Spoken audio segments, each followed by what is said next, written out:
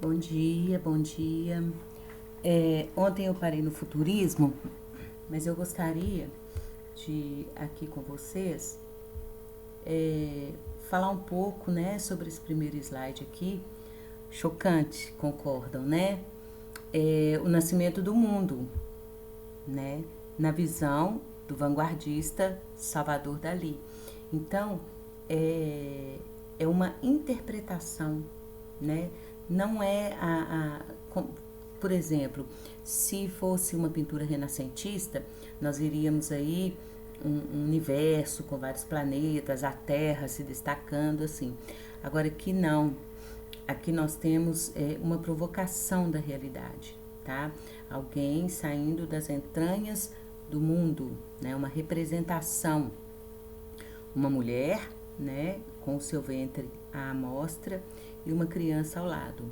Então nós vemos aí a questão provocativa do da vanguarda, tá? Bom, eu parei ontem no futurismo, nós iremos continuar dele hoje, introduzi uma explicação. Eu disse que o futurismo ele rompe aí com o passado, né? Essa questão, gente, de romper com o passado, de romper com o classicismo, tá? Estamos com ela aí desde o pré-modernismo, né? Ainda assim, ainda tinha vários resquícios aí do passado. Então, o futurismo é uma ideia de ser contra o passado, né? Nós temos aí o manifesto futurista que diz que se não for radical, não é vanguarda. Então, quando eu falo assim, vocês pensam aí nessas figuras que nós já passamos, que nós já vimos, Picasso, Dalí, Guernica, a obra de Picasso Guernica, bem provocativa, tá? Podemos observar também no poema Hípica, né, de Oswald de Andrade, uma ruptura total com a linguagem tradicional, tá? No respeito à destruição da sintaxe, a valorização dos substantivos, não dos verbos. Nós vimos também no poema de Oswald, né? Como identificar o futurismo? Boa. Então eu vou ler esse slide e vou falar para vocês como que nós podemos identificar o futurismo. Então, ó, liderado pelo italiano Filippo Tommaso Marinetti, forte ruptura com o passado, exaltação da vida moderna, ou seja, da máquina, do automóvel, da eletricidade, da velocidade e do movimento. Vou parar nesse tópico aqui, porque ele tem relação na questão de como identificar uma pintura ou um texto futurista. Eles têm um forte apego com a tecnologia. Lembra que eu falei do automóvel, velocidade? Então, assim, eu li há um tempo atrás um poema que no início para mim não fez sentido, mas assim, estudando as vanguardas europeias passou a fazer sentido. É um poema de Drummond que fala assim: stop, o carro parou. É um poema. Então eu tenho aí sobressai o substantivo, tem a questão aí da tecnologia, né? Então eu entendi depois que eu passei a compreender as vanguardas europeias. Porque no início eu falei, stop, o carro parou? Que poema que é esse? Então é essa característica, né? Exaltação da tecnologia, né? Luz elétrica, trem a vapor, automóvel, avião. Então eles exaltavam muito essa tecnologia. Então vamos para o próximo tópico. Em 1912, Marinetti, sei lá, lançou o Manifesto Técnico da Literatura Futurista, também conhecido como Palavras em Liberdade, crítica da posição da arte literária do século XIX, propôs a destruição dos padrões da sintaxe gramatical. A identificação do futurismo com seu líder, Marinet, foi tanta que essas palavras tornaram-se quase sinônimos. A partir de 1919, Marinet aderiu ao fascismo E isso fez com que os modernistas brasileiros, apesar de aceitar algumas ideias futuristas, passassem a repudiar a posição política adotada por Marineiro. Na pintura, Giacomo Balla foi o representante mais importante. Então vamos lá. Eu tenho aqui alguns trechos do manifesto futurista, né? Nós queremos cantar o amor ao perigo, o hábito à energia e à temeridade. Os elementos essenciais da nossa poesia serão a coragem, a audácia e a revolta. Tendo a literatura, até aqui enaltecida a imobilidade pensativa, o êxtase e o sono, nós queremos exaltar o movimento agressivo, a insônia febril, o passo ginástico, o salto perigoso, a bofetada e o soco. Então é aquela coisa que choca mesmo, né?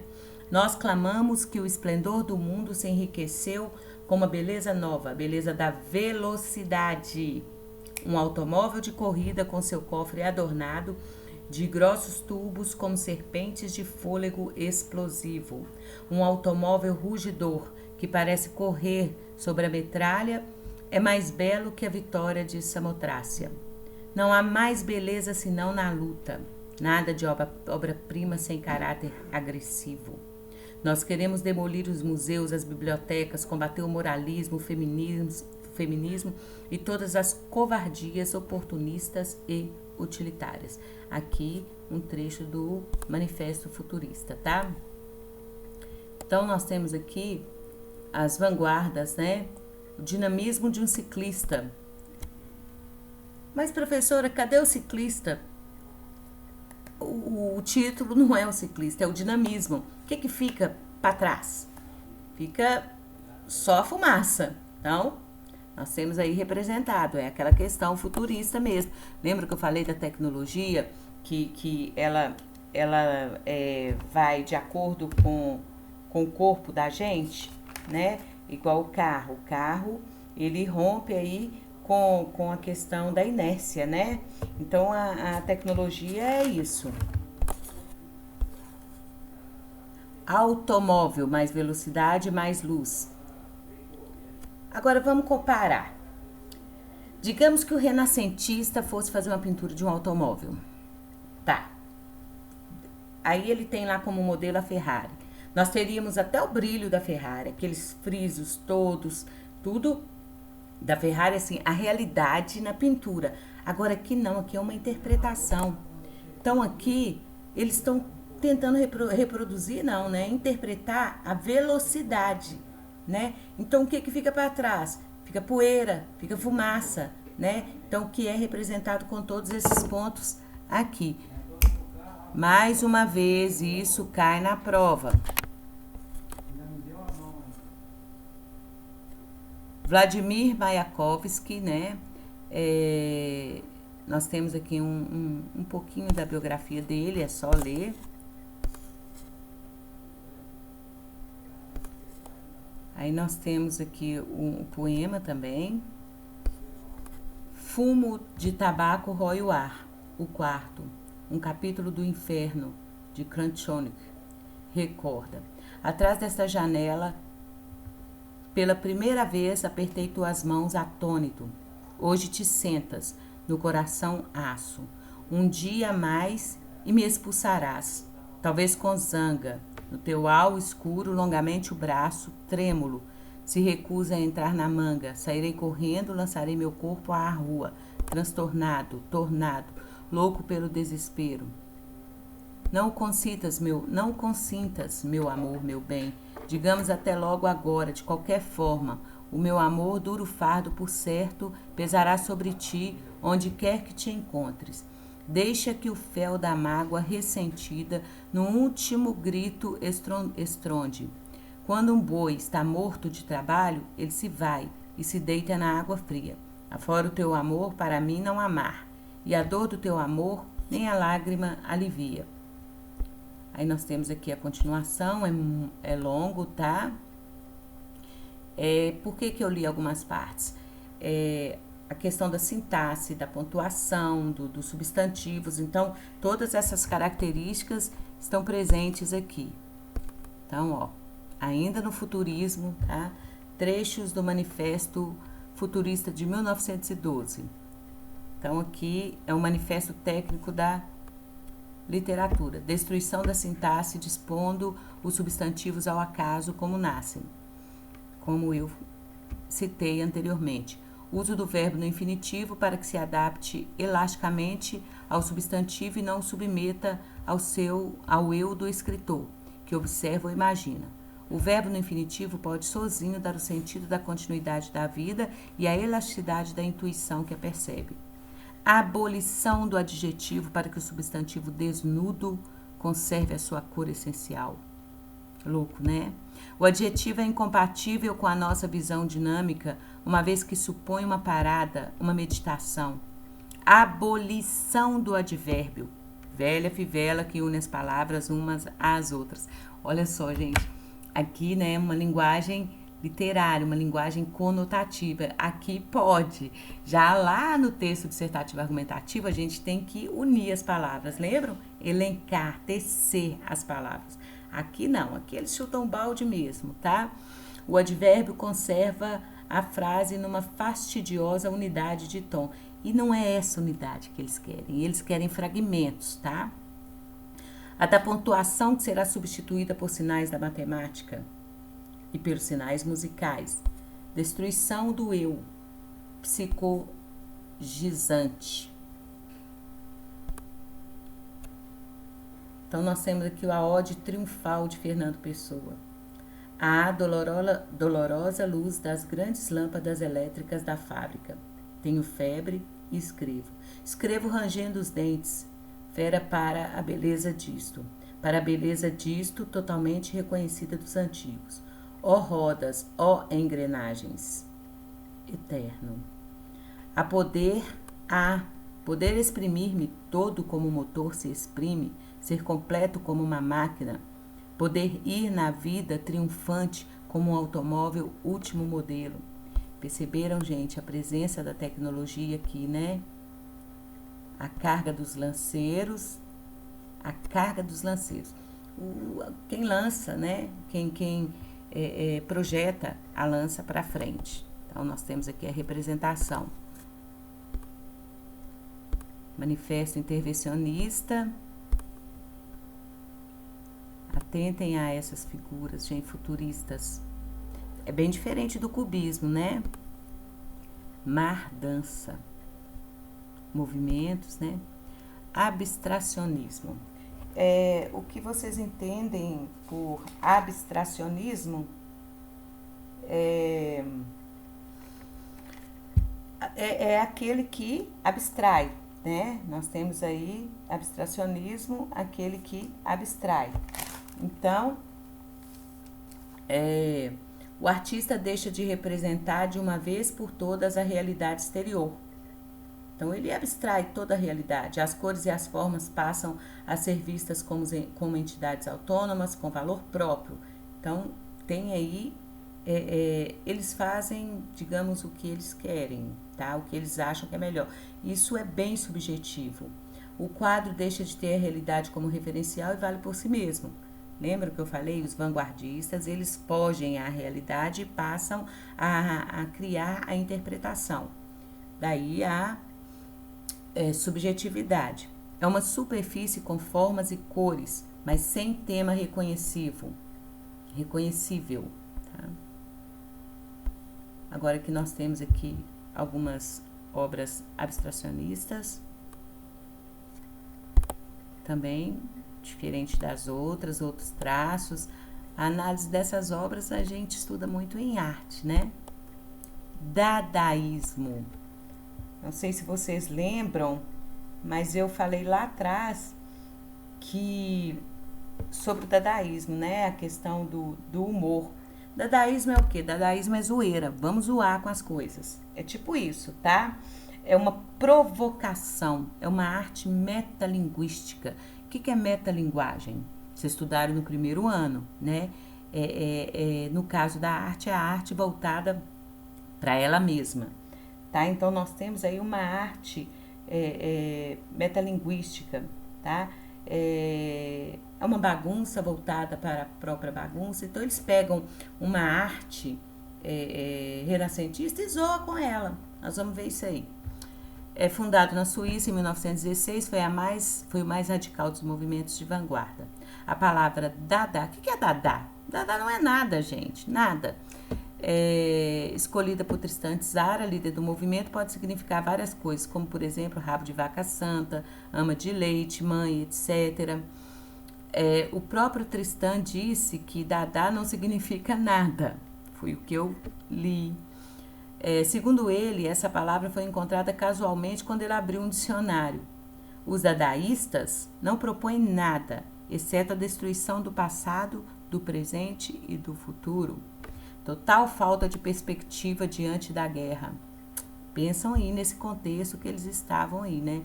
Viu lá, nós tivemos artistas aí que se voltou ao fascismo. Então, imagina o contexto ao qual eles estavam inseridos.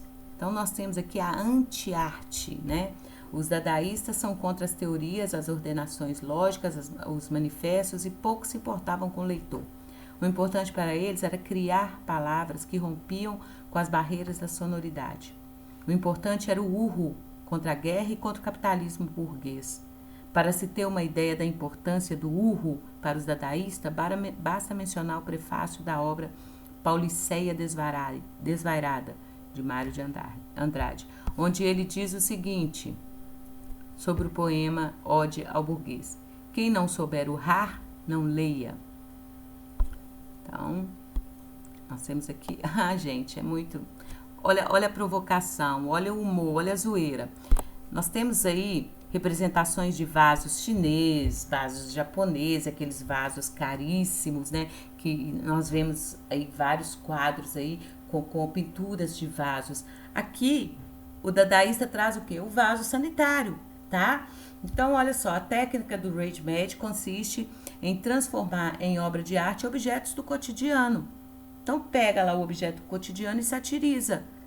Satirizou, no caso aí, o mito mercantilista do capitalismo. Essa técnica deu origem à arte pop.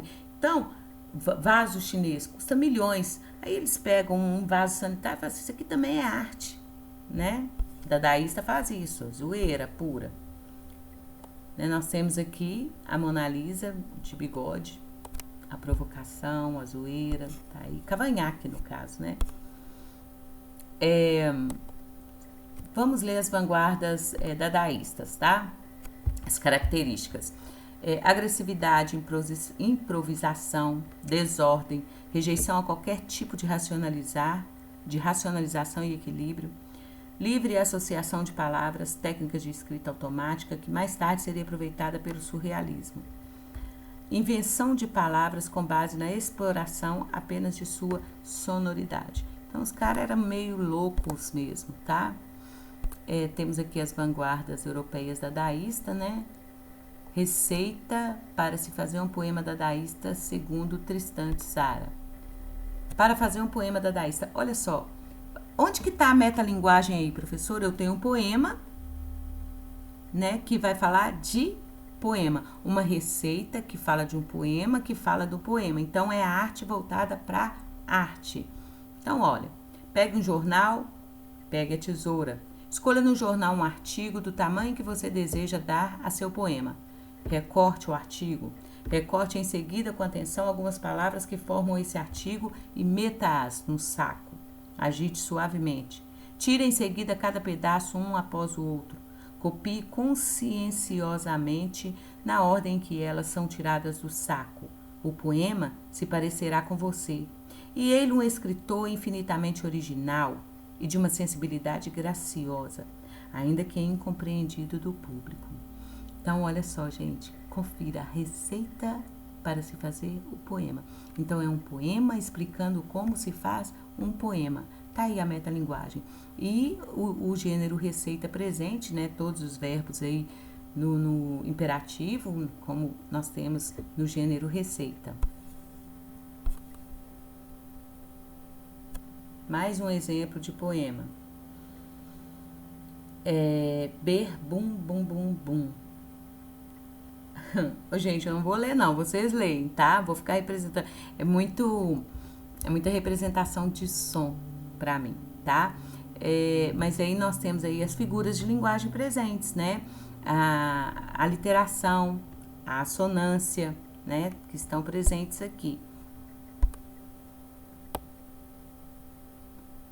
Entre os dadaístas tem destaque também, nós temos André Breton, né, orientação anarquista e niilista do movimento, bem como a falta de um programa de arte, não lhe permitiu longa duração. Tristan Tzari e André Breton desentenderam-se. Como a guerra terminara há alguns anos, era hora de reconstruir o que fora demolido. A Europa e a arte. Tzara insistia em manter a linha original do movimento. Breton, rompendo com o dadaísmo, abandonou o grupo para criar o movimento surrealista, uma das mais importantes correntes do século XX. Surreal, né? E o que é o surrealismo? Gente, o surrealismo, ele tem uma característica do dadaísmo, mas ele parou de ser zoeira. É uma coisa assim ligada à psicanálise, né? Ao psicológico. Então, rompeu com o dadaísmo aí, mas tinha humor, deboche. Aqui no surrealismo, não. Aqui no surrealismo, a coisa vai ficar mais séria. O que é o surreal? É aquilo que vai além da realidade, né? Igual eu falei, ele também vai trabalhar com o espontâneo, tá? Mas de uma forma psicológica, sem o deboche, tá? Imagens ligadas ao sonho, ao inconsciente, algo reprimido, tá? Como imagem ligada ao sonho. Quando a gente sonha, as imagens elas são distorcidas. Você pode muito bem sonhar com um elefante voador, o piano em cima do elefante, você lá em cima tocando piano. Isso é surreal, né? Então o surrealismo vai trabalhar com isso, né? É algo que está reprimido, que você pode expor ali através do sonho, tá? É uma associação ilógica, né? Imagina um elefante voador e você tocando piano em cima dele. É ilógico, é surreal. Como expressão do inconsciente. Como que isso vai funcionar no realismo? Então nós temos aqui, né, o conceito. Ele foi o último movimento da vanguarda, surgiu em 1924 em Paris, quando Breton lançou o Manifesto do Surrealismo. O movimento nasceu de uma ruptura com o dadaísmo, vocês viram ali. Breton e outros artistas como Aragon e Salvador Dalí achavam que a ação demolidora deveria ser somente uma das etapas do processo criativo. Queriam elaborar uma nova cultura, encontrar um caminho de acesso às zonas profundas do psiquismo humano. Questionando a sociedade e a arte, ele se propunha destruí-la para recriá-la a partir de técnicas renovadoras. Os surrealistas procuravam fundir a imaginação que dorme no inconsciente com a razão. A fantasia e a realidade unidas permitiriam captar uma super realidade. Tá. O último movimento dessas vanguardas, surrealismo. Duas linhas de atuação, as experiências criadoras automáticas e o imaginário extraído do sonho, buscando liberar o artista dos limites da razão.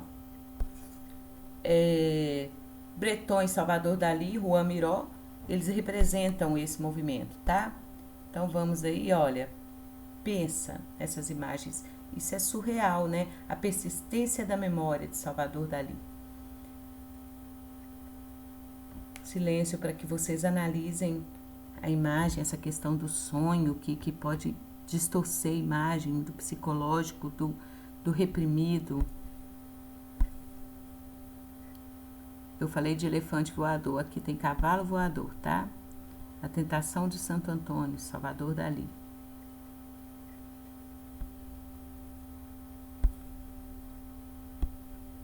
Mais uma imagem surrealista.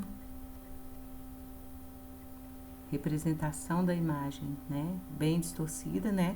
Característico dos pensamentos vanguardistas. Carnaval de Alerquim. Isso também aparece muito nos livros. Prova também, hein?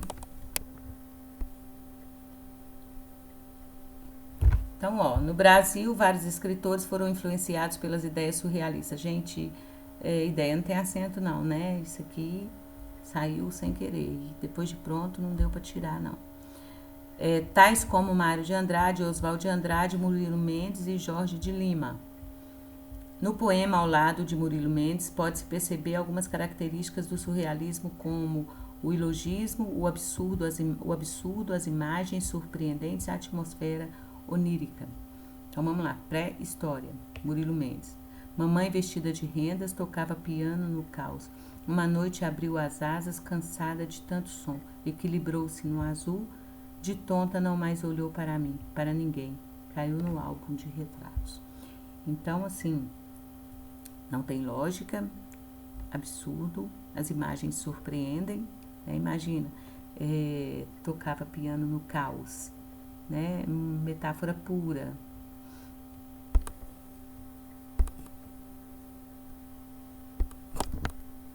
Acabou aqui, né, moçada? Seguirão aí atividades sobre essa aula. Bom dia, abraços e estudem.